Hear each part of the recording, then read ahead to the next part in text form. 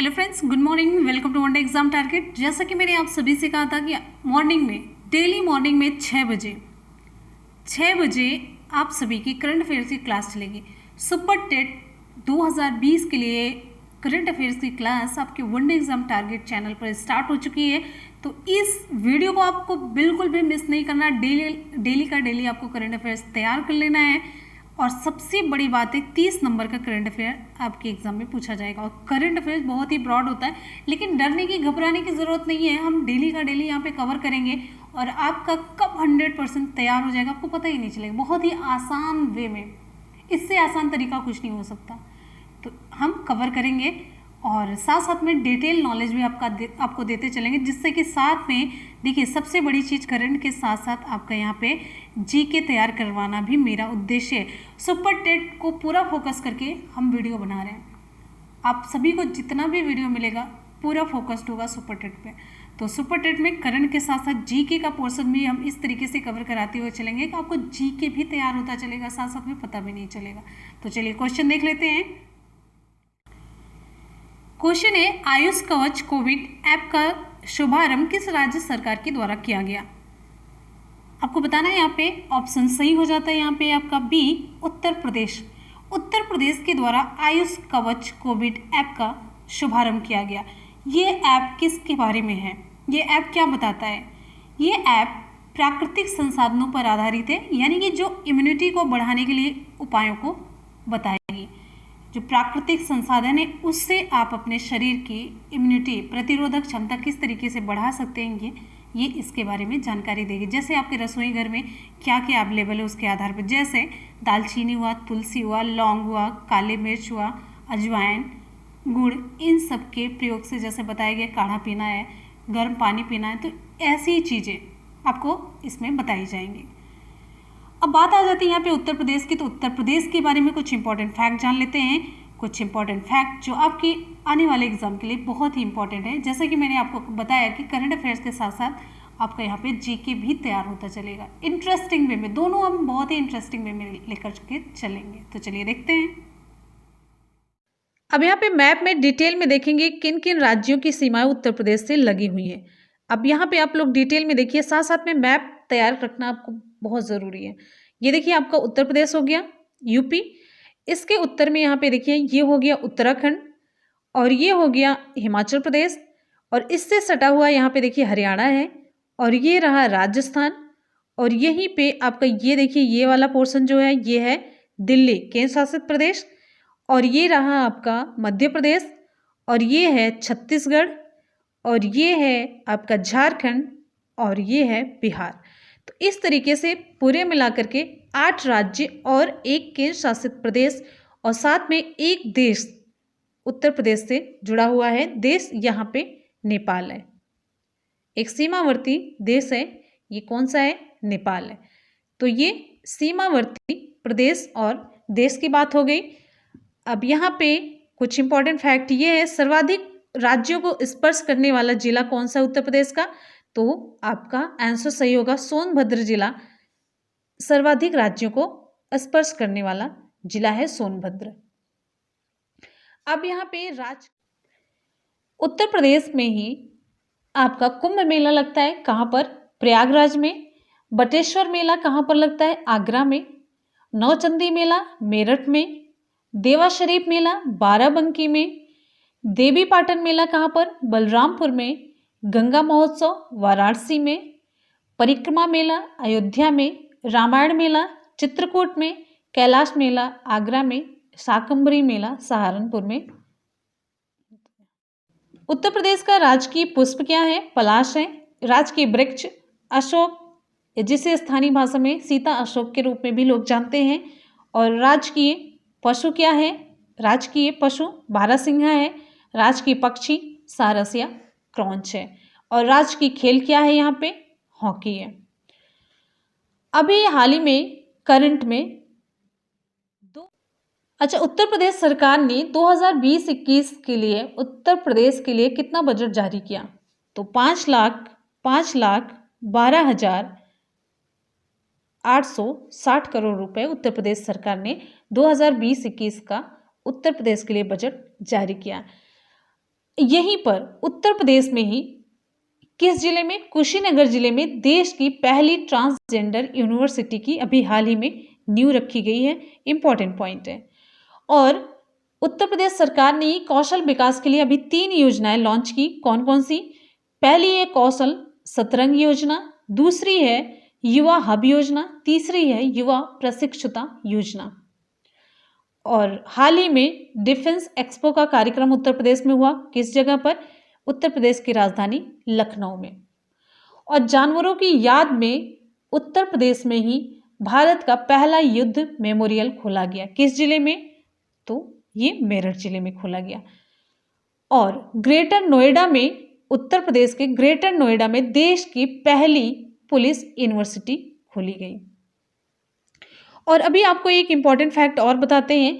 नीति आयोग की aspirational district की सूची जारी की गई, आकांक्षित जिला कार्यक्रम की सूची जारी की गई। तो उसमें उत्तर प्रदेश का चंदौली जिला, कौन सा जिला? चंदौली जिला पहले स्थान पर रहा। और ये जो आकांक्षी जिला कार्यक्रम है, एस्पिरेशनल डिस्ट्रिक्ट प्रोग्राम, ये कब लॉन्च किया गया था? जनवरी 2018 में लॉन्च किया गया था। इसका उद्देश्य क्या है? देश के सबसे पिछड़े जिलों में विकास करना है। ठीक है, ये कुछ इंपॉर्टेंट फैक्ट थे उत्तर प्रदेश से रिलेटेड, आप सभी को जानना चाहिए। एग्जाम में यहाँ से क्वेश्चन खूब पूछा जाता है। चलते हैं अगले क्वेश्चन की तरफ। अगला क्वेश्चन है, हाल ही में किसने वरिष्ठ नागरिकों के लिए सुरक्षित दादा दादी और नाना नानी अभियान लॉन्च किया? आपको बताना है, विकल्प आप सभी के सामने। तो यहाँ पे आपका ऑप्शन सही हो जाता है ए, नीति आयोग ने। नीति आयोग ने कोविड-19 के दौरान वरिष्ठ नागरिकों जो ज़्यादा एजेड हो चुके हैं उनको सुरक्षित रखने के लिए इन्होंने पिरामिल फाउंडेशन के साथ मिलकर के, किसके साथ? पिरामिल फाउंडेशन के साथ मिलकर के एक अभियान शुरू किया और इस अभियान का शीर्षक रखा सुरक्षित दादा दादी और नाना नानी अभियान। इसका मेन उद्देश्य क्या है कि जो वरिष्ठ नागरिक हैं इस महामारी के दौरान उनको सुरक्षित रखा जाए, उनकी देखभाल सुनिश्चित की जाए। अब यहाँ पे बात आ जाती है नीति आयोग की। तो नीति आयोग के बारे में कुछ इंपॉर्टेंट फैक्ट जानते चलते हैं, यहाँ से क्वेश्चन बहुत ज़्यादा पूछा जाता है। नीति आयोग क्या है? नीति आयोग भारत सरकार द्वारा गठित एक नया संस्थान है जिसे योजना आयोग के स्थान पर बनाया गया है। नीति आयोग को सबसे पहले ये जानिए योजना आयोग के स्थान पर बनाया गया है। और इसका गठन कब हुआ है? इसका गठन 1 जनवरी 2015 को हुआ। पहले ये योजना आयोग था, योजना आयोग के स्थान पर नीति आयोग का गठन किया गया। इसका मुख्यालय कहाँ पर है ये जानिए, बहुत ही इंपॉर्टेंट क्वेश्चन। नीति आयोग का मुख्यालय है नई दिल्ली में। और इसके अध्यक्ष कौन होते हैं? इसके अध्यक्ष होते हैं पीएम, प्रधानमंत्री इसके अध्यक्ष होते हैं। तो वर्तमान में प्रधानमंत्री कौन है? तो नरेंद्र मोदी जी। और इसके उपाध्यक्ष कौन है? इसके उपाध्यक्ष हैं डॉक्टर राजीव कुमार। और सीईओ मुख्य कार्यकारी अधिकारी नीति आयोग के अमिताभ कांत हैं। ध्यान दीजिएगा, जितने भी पॉइंट यहाँ पे मैंने आपको लिखे हैं सभी यहाँ पे बहुत ही इंपॉर्टेंट है और सभी मैंने आपको यहाँ पे डिटेल में बता दिया। तो चलते हैं अगले क्वेश्चन की तरफ। अगला क्वेश्चन बहुत ही इंपॉर्टेंट है, आप लोग इसे माइंड में रखिएगा। नीति आयोग मेनली पूछा जाता है कि अध्यक्ष कौन है, मुख्य कार्यकारी अधिकारी, और इसका मुख्यालय, गठन कब हुआ था। ठीक है, अगले क्वेश्चन पे चलते हैं। नेक्स्ट, हाल ही में Vijayant at Kargil the life of a Kargil hero नामक पुस्तक का विमोचन हुआ। इस पुस्तक के लेखक कौन है? आपको बताना है यहाँ पे इस पुस्तक के लेखक कौन है। ऑप्शन सही हो जाता है आपका यहाँ पे सी, दोनों मतलब वीएन थापर और नेहा द्विवेदी दोनों इस पुस्तक के लेखक हैं। ये पुस्तक किसके बारे में है? ये पुस्तक वीर चक्र पुरस्कार विजेता जिन्हें मरणोपरांत दिया गया, जो मरणोपरांत पुरस्कार दिया गया, कैप्टन विजयनाथ थापर की है। ये पूरी जीवनी है और इसे लिखा इनके पिता कर्नल वीएन थापर और इनकी बेटी नेहा द्विवेदी ने। ये पुस्तक भारतीय सैन्य अकादमी में शामिल होने के बाद विजयनाथ थापर की यात्रा और उनके अनुभवों पर आधारित है। ये उनकी जीवनी है। अगले क्वेश्चन पे हम चलेंगे। नेक्स्ट हमारा क्वेश्चन है, हाल ही में किस सरकार द्वारा प्रवासी परिवारों के सदस्यों को शिक्षित करने के लिए निगाह कार्यक्रम शुरू किया जाएगा? ऑप्शन आप सभी के सामने, तो जल्दी से आपको रिप्लाई करना है। तो विकल्प यहाँ पे आपका सही हो जाता है डी, हिमाचल प्रदेश। हिमाचल प्रदेश सरकार के द्वारा एक नया कार्यक्रम निगाह शुरू किया जाएगा। इस कार्यक्रम के अंतर्गत क्या होगा? राज्य सरकार देश के अन्य हिस्सों से राज्य में आने वाले लोगों के परिवार के सदस्यों को शिक्षित करेगी। प्रवासी परिवारों के सदस्यों को शिक्षित करने के लिए, प्रवासी यानी कि जो प्रदेश में रहने वाले लोग हैं उनके परिवारों को शिक्षित करने के लिए हिमाचल प्रदेश सरकार ने निगाह कार्यक्रम शुरू किया। इस कार्यक्रम में आशा कार्यकर्ताएं, स्वास्थ्य और आंगनवाड़ी कार्यकर्ताओं की तैनाती की जाएगी, जिससे कि वे घर में क्वारंटीन रहने के दौरान सोशल डिस्टेंसिंग को बनाए रखने के लिए सामान्य जागरूकता पैदा कर सके, जिससे उन्हें जो संक्रमण वगैरह हो उसके जोखिम से बचाया जा सके। तो अब यहाँ पे बात आ जाती है हिमाचल प्रदेश की। तो हिमाचल प्रदेश के बारे में कुछ इंपॉर्टेंट फैक्ट जान लेते हैं। तो चलिए यहाँ पे देखिए हिमाचल प्रदेश, मैप में पूरा देखिए हिमाचल प्रदेश, ये देखिए हिमाचल प्रदेश दिख रहा है, ये रहा हिमाचल प्रदेश। हिमाचल प्रदेश की राजधानी शिमला है। अब मैप देख करके आप बताइए हिमाचल प्रदेश से सटे हुए राज्य कितने हैं और राज्यों की संख्या कितनी है, साथ साथ में उन राज्यों की राजधानी क्या है, पूरा यहाँ पे क्लियर दिख रहा है, पूरा मैप में क्लियर दिख रहा है। तो आपको यहाँ पे बताना है मैप देख करके हिमाचल के साथ सटे हुए राज्यों की संख्या कितनी है और उनकी राजधानियाँ। ठीक है, ये आप कमेंट सेक्शन में जरूर बताएंगे। अब यहाँ पे देख लेते हैं कुछ और इम्पॉर्टेंट फैक्ट। सबसे बड़ा शहर हिमाचल प्रदेश का है शिमला और राजभाषा यहाँ की क्या है? हिंदी है। गठन कब हुआ था? 25 जनवरी 1971 को। और वर्तमान राज्यपाल हिमाचल प्रदेश के हैं बंडारू दत्तात्रेय और मुख्यमंत्री जयराम ठाकुर जो कि भाजपा से हैं। और विधानमंडल यहाँ पे एक सदनी है। विधानसभा में सीटें हैं 68 सीटें और राज्यसभा में 3 सीटें, लोकसभा में 4 सीटें। तो ये रहे कुछ इंपॉर्टेंट फैक्ट हिमाचल प्रदेश के बारे में। अब अगले क्वेश्चन पे हम आते हैं। अगला क्वेश्चन आप सभी के लिए क्वेश्चन है, हाल ही में विश्व एथलेटिक्स दिवस कब मनाया गया? विकल्प आप सभी के सामने, तो ऑप्शन आपको चूज करना है। ऑप्शन सही हो जाता है 7 मई को। विश्व एथलेटिक्स दिवस 2020 इस वर्ष, यानी कि इस वर्ष ये कब मनाया गया? 7 मई को मनाया गया। विश्व एथलेटिक्स दिवस की तारीख हर साल बदलती रहती है। ये ना समझिएगा कि हर साल ये 7 मई को ही मनाया जाता है, लेकिन मैक्सिमम ये मई में ही मनाया जाता है, ये जानते रहिए। और इसकी जो तारीख है वो किसके द्वारा तय की जाती है, किसके द्वारा निर्धारित की जाती है? IAAF के द्वारा। अब IAAF क्या है? The international association of athletics federations. ठीक है, अब इसके बारे में जान लेते हैं। यहाँ पे IAAF का मुख्यालय कहाँ पर है? मोनाको में। कहाँ पर है? मोनाको में है। और IAAF के वर्तमान अध्यक्ष कौन है? सेबेस्टियन कोए। क्या नाम है? सेबेस्टियन कोए, COE। और इसकी स्थापना कब हुई? इसकी स्थापना आपको बता दें 17 जुलाई 17 जुलाई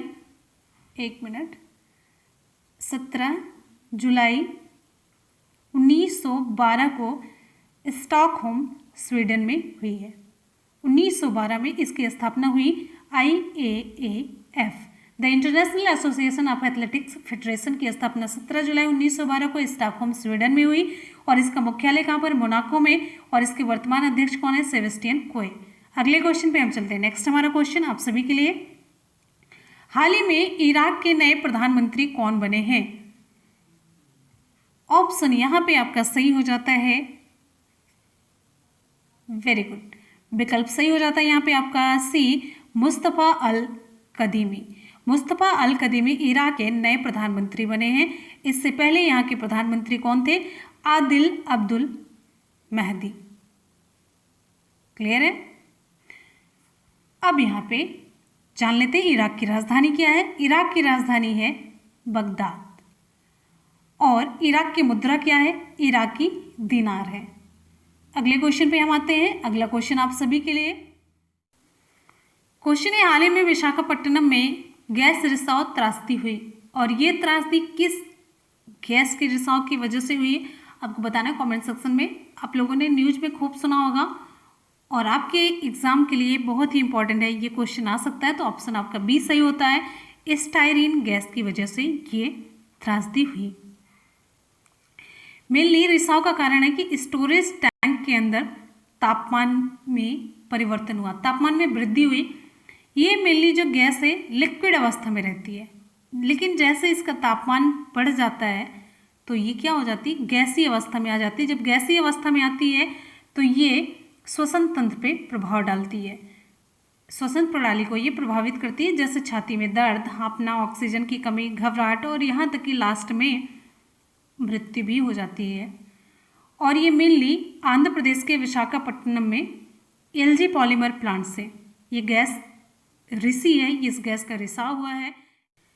अब यहाँ पे स्टायरीन के बारे में कुछ इंपॉर्टेंट फैक्ट जान लेते हैं। स्टायरीन एक रासायनिक यौगिक केमिकल कंपाउंड है जिसे न्यूरोटॉक्सिन्स के नाम से भी जाना जाता है, न्यूरोटॉक्सिन्स के नाम से जाना जाता है।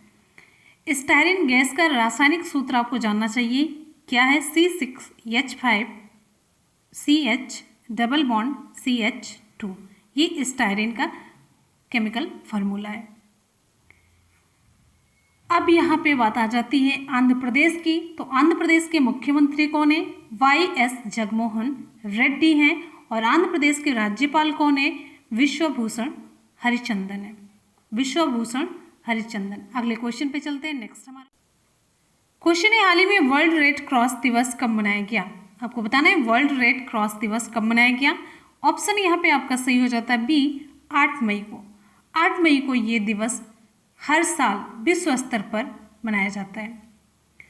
ये दिन उन लोगों को समर्पित है जो भोजन की कमी, विभिन्न प्राकृतिक आपदाओं और युद्ध सहित किसी महामारी से पीड़ित होते हैं। ये उन लोगों के लिए समर्पित दिन होता है 8 मई। हर साल 8 मई को ही विश्व स्तर पर वर्ल्ड रेड क्रॉस डे मनाया जाता है। अगले क्वेश्चन पे चलेंगे। नेक्स्ट हमारा क्वेश्चन है, हाल ही में भारत सरकार ने विदेशों से भारतीयों को लाने के लिए किस मिशन की शुरुआत की। ऑप्शन यहाँ पे कौन सा सही होगा, ऑप्शन सही हो जाता है यहाँ पे वंदे भारत मिशन। भारत सरकार ने विदेशों में फंसे भारतीयों को स्वदेश लाने के लिए वंदे भारत मिशन नामक एक बहुत ही बड़ा निकासी अभियान आरंभ किया है। और इस अभियान के अंतर्गत सरकार कोरोना वायरस लॉकडाउन के कारण विदेशों में फंसे लगभग कितने भारतीयों को, 15,000 भारतीय नागरिकों को वापस लाएगी। और यहाँ पे एक इम्पॉर्टेंट फैक्ट ये जान लेते हैं, नागरिक उड्डयन मंत्रालय के राज्य मंत्री कौन है, हरदीप सिंह पुरी है। कौन है, हरदीप सिंह पुरी। अगले क्वेश्चन पे हम चलेंगे। नेक्स्ट हमारा क्वेश्चन आप सभी के लिए, हाल ही में स्कूली छात्रों को मिड डे मील राशन उपलब्ध कराने वाला पहला राज्य कौन सा बन गया है। मध्य प्रदेश, उत्तर प्रदेश, आंध्र प्रदेश या कोई नहीं, आपको बताना है। यहाँ पे विकल्प आपका सही हो जाता है Madhya Pradesh, MP। Madhya Pradesh mid day meal जो दोपहर का भोजन है उसमें राशन प्रदान करने वाला देश का पहला राज्य बन गया। मिली जो राज्य सरकार है, अप्रैल से, देखिए मार्च अप्रैल से स्कूल बंद पड़े थे, तो छात्रों को उनके घर पर आंगनवाड़ी कार्यकर्ताओं, पंचायत प्रतिनिधियों और स्थानीय शिक्षकों की मदद से मिड डे मील राशन का वितरण सरकार करवा रही है कि जिससे अब बच्चे खा नहीं पा रहे हैं तो कम से कम उनके घर भोजन जो राशन है पहुंच जाए तो बच्चे उसका फ़ायदा उठा सकते हैं। तो ये है अच्छी पहल है। और अब आ जाती है बात यहाँ पे मध्य प्रदेश की। तो मध्य प्रदेश के बारे में कुछ इंपॉर्टेंट फैक्ट जान लेते हैं। ये यहाँ पे देखिए मध्य प्रदेश है। मध्य प्रदेश की राजधानी क्या है, भोपाल। अब साथ साथ में ये देखते हैं मध्य प्रदेश की सीमा से कितने राज्य सटे हुए हैं और साथ साथ में उन सभी की राजधानी भी हम तैयार करते चलेंगे। तो ये देखिए मध्य प्रदेश हो गया बीच में, ये मध्य प्रदेश की राजधानी भोपाल, और इसके पास में यहाँ पे लगा हुआ देखिए उत्तर प्रदेश की राजधानी लखनऊ। दूसरा यहाँ पे राज्य लगा हुआ छत्तीसगढ़ की राजधानी रायपुर। तीसरा राज्य यहाँ पे देखिए महाराष्ट्र की राजधानी ये मुंबई। ये रहा गुजरात की राजधानी गांधीनगर। और यहाँ पे एक राज्य और है क्या नाम उसका? राजस्थान। राजस्थान की राजधानी जयपुर। अब यहाँ पे आपको बताना है कि पूरे कितने राज्य इसकी सीमा से सटे हुए हैं। आपको बताना है कमेंट सेक्शन में कितने राज्य मध्य प्रदेश की सीमा से सटे हुए हैं, साथ साथ में उनकी राजधानियां भी बताना है आपको। मध्य प्रदेश में कुल जिले कितने हैं? 52 है। इसका गठन कब हुआ? 1 नवंबर 1956 को। राज्यपाल कौन है? लालजी टंडन। मुख्यमंत्री, विधानसभा में 231 सीटें, राज्यसभा में 11, लोकसभा में 29 सीटें। मध्य प्रदेश की सीमाएं कितने राज्यों से लगती हैं? अभी मैंने आपको बताया यहाँ पे 5 राज्यों से। किससे किससे? उत्तर प्रदेश, पहला उत्तर प्रदेश, दूसरा है यहाँ पे छत्तीसगढ़, तीसरा है महाराष्ट्र, चौथा है गुजरात, पांचवा है राजस्थान। और यहाँ पे जो मुख्य स्थल हैं जो आपके एग्जाम में पूछे जाते हैं कि कहाँ पर है, भीमबेटका, पंचवटी, खजुराहो, सांची स्तूप, ग्वालियर का किला, ये सब कहाँ पर है? मध्य प्रदेश में है। और यहीं पे कुंभ मेला भी लगता है, कहाँ पर? उज्जैन में। कुंभ मेला कितने वर्षों के अंतराल पर लगता है? 12 वर्षों के अंतराल पर। अब जनसंख्या की दृष्टि से अगर हम बात करते हैं तो मध्य प्रदेश 6ठे स्थान पर है। राज्यों में मध्य प्रदेश 6ठे स्थान पर है। और मध्य प्रदेश का राजकीय वृक्ष क्या है? बरगद है। और राजकीय पशु क्या है? ब्रांड ट्री, बारहसिंघा है। और अगर बात की जाए राजकीय दिवस की तो 1 नवंबर को ये अपना स्थापना दिवस, गठन दिवस मनाता है।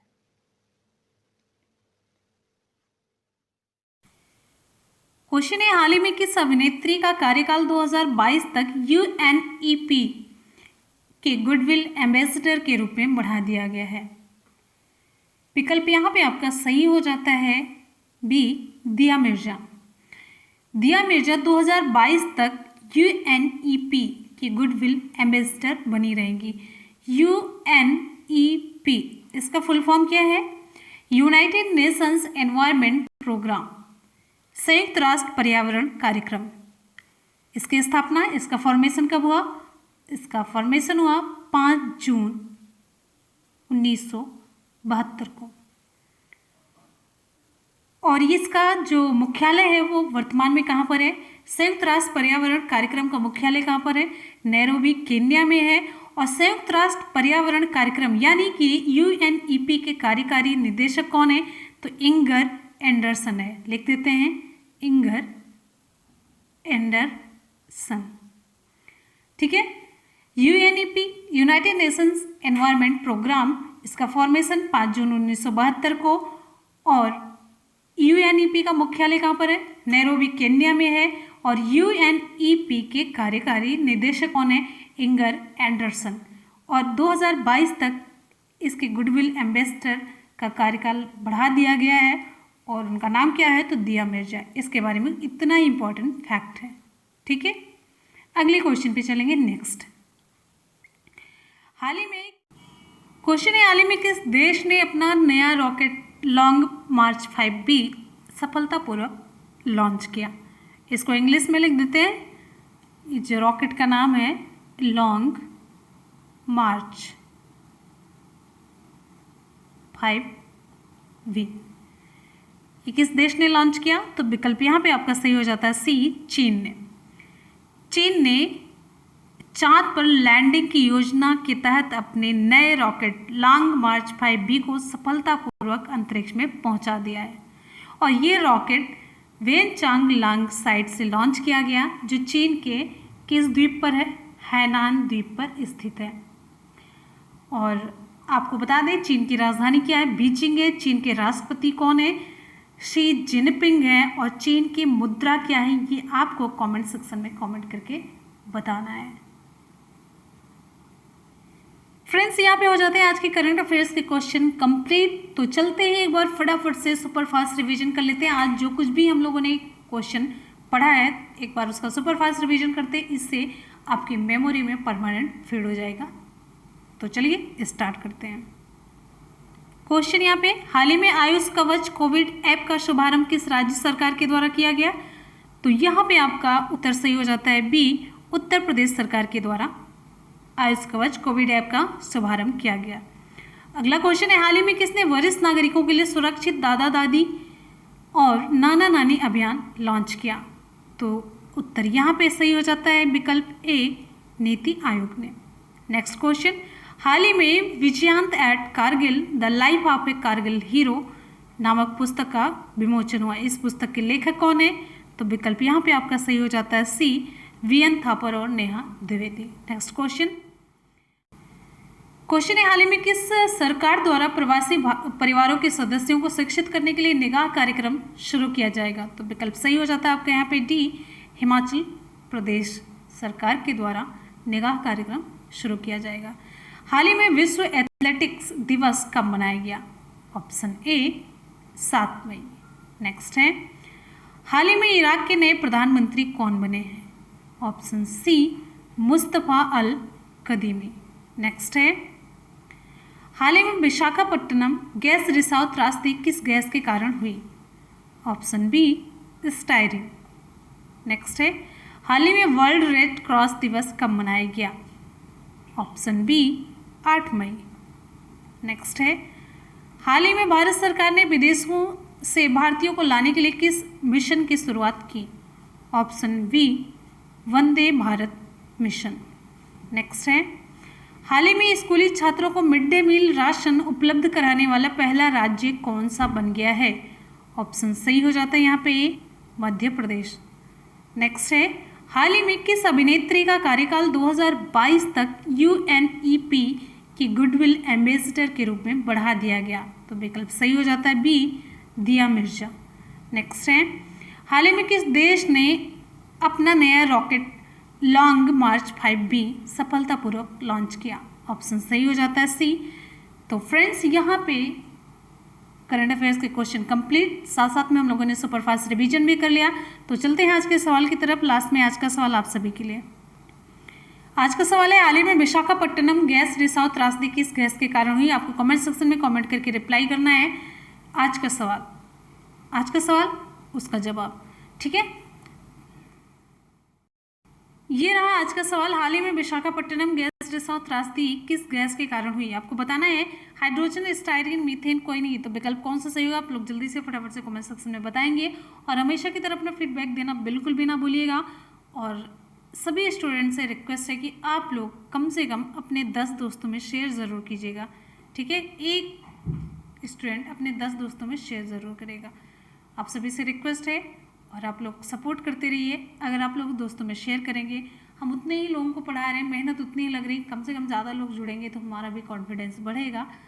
अच्छा लगता है जब स्टूडेंट की संख्या ज़्यादा होती है, ठीक है। तो आप ही लोगों से ये पॉसिबल है, तो आप लोग पढ़ते रहिए, मेहनत करते रहिए, सफलता ज़रूर मिलेगी। इसी के साथ ही मिलते हैं फिर अगले वीडियो में। आप लोग जैसा भी हो नीचे कमेंट सेक्शन में अपना फीडबैक ज़रूर दीजिएगा।